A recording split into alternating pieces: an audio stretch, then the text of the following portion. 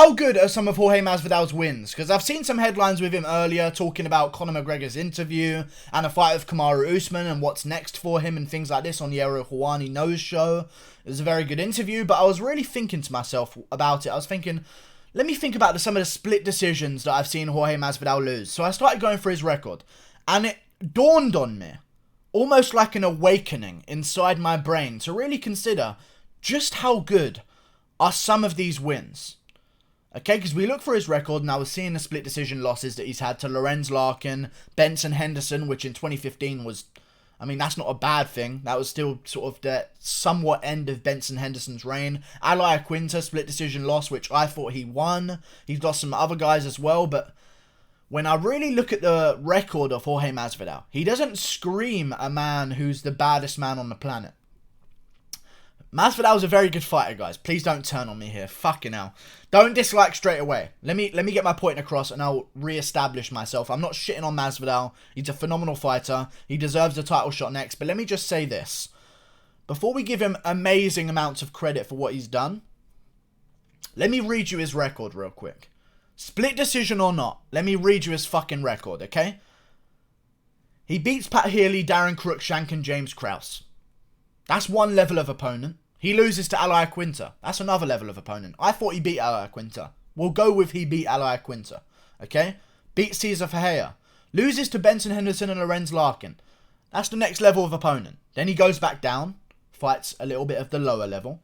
Ross Pearce and Jake Ellenberger. Gets a big win over Donald Cerrone on short notice. Then goes to face the top level again. Damian Maia. Loses. Stephen Thompson. Loses. And then he fights Darren Till and wins, but then he goes back down. And I want to talk about this with the Ben Askren and Nate Diaz wins. Just how good are those wins, really?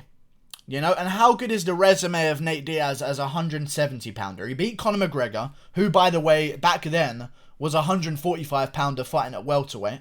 That's one credentialed win that Nate Diaz has at 170. And then he came back and beat Anthony Pettis, who, again, is not a welterweight and has fought one fight at welterweight, which was a very shocking comeback against Stephen Wonderboy Thompson that he was losing until the very last second.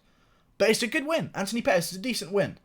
But in terms of a man with the resume on the way to a title shot and considering himself the baddest man in the world, just how much credit are we giving to the win against Ben Askren? Again, another man comes to the welterweight division of the UFC. One very controversial win over a man in Robbie Lawler who, let's face it, is not quite the same anymore. Okay? Very controversial win. We'll give him half a win. So far, in the past year, other than the Darren Till win, which I give full credit for, but let's face it, maybe Darren Till shouldn't have been at welterweight, but that's hindsight stuff. At the time, Darren Till was the number 2 guy in the world. It's a very good win from Jorge Masvidal. But just how much credit are we going to give him for this Ben Askren win and this Nate Diaz win to consider him beating the likes of Usman? Because so far, if you watch a trend in his career, I'm being very careful with the way I say these things. I don't want to get shot up by some fucking goon from Miami, man. You know what I mean? Like, I'm worried here. But if you look at his record so far, there is a clear level of competition that Masvidal seems to repeatedly lose to. And I don't consider Ben Askren and Nate Diaz title elimination bouts, okay? I'm sorry, guys. I just don't consider them title elimination bouts. Can you give me that one? If someone told me a while ago after Ben Askren beat Robbie Lawler that whoever beats Ben Askren's getting a title shot, wouldn't believe you. If someone told me you had to beat Nate Diaz at 170 to get a title shot at 170, wouldn't believe you. You know?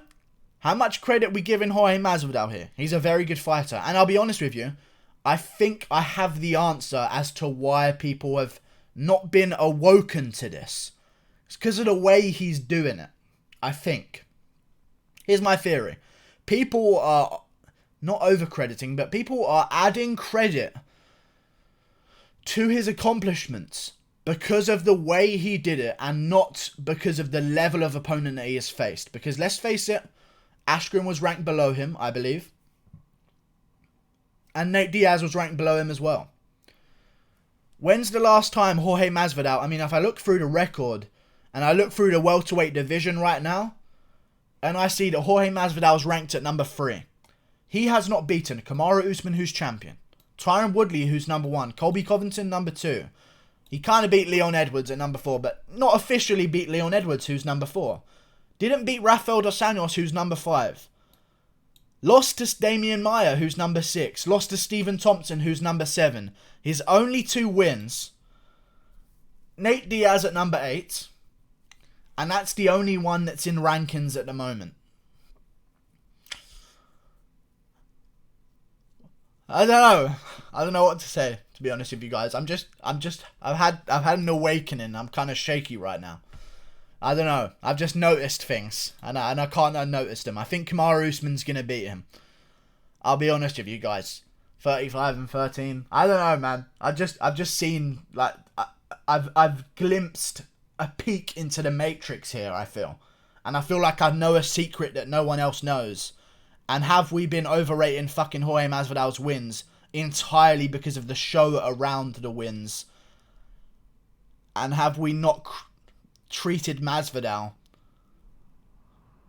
based on actually who he's beaten? Because Darren Till's a really good win, don't get me wrong. And I believe that Darren Till should shoot him up the rankings. But when you really look at those rankings, I mean,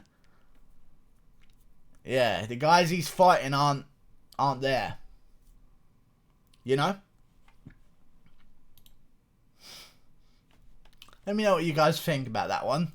Very dangerous to criticize Masvidal at all. Very dangerous. So hopefully that doesn't tarnish my career. Like and subscribe. Thank you for watching. Just thought I'd share a little bit with you. Click that button there. Let me know what you guys think as well. Goodbye.